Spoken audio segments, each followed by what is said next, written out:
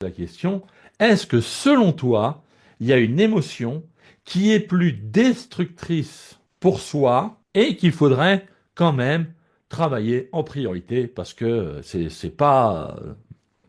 Alors, euh, tu parles d'une émotion destructrice.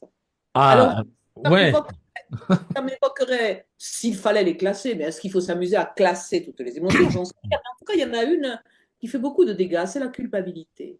ouais, Alors après, on peut parler, il y en a qui, oui, on est pétri de colère. Ok, mais la colère, elle n'a pas que des aspects négatifs, hein. La colère, c'est aussi parfois un moteur d'action. Le tout, c'est de ne pas être mu par la colère, mais de l'utiliser parfois, hein. Avoir le moteur de la colère, c'est une chose.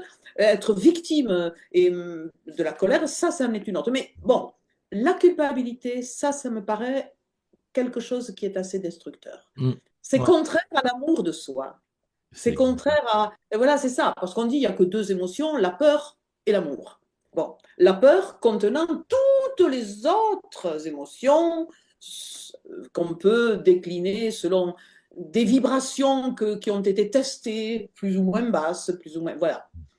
Je ne sais pas ce que tu voulais me faire dire, mais en tout cas, pour moi, je pense que la culpabilité, c'est...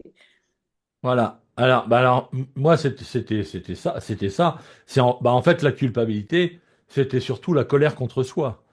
C'était Ah ben oui, mais c'est ça. parce que ce que je disais, c'est que à partir du moment où on a cette culpabilité, donc on s'en veut, hein. Voilà, Eh voilà. ben, si on l'éexprime pas et si on l'élimine pas, c'est-à-dire que déjà si on culpabilise, on se dévalorise.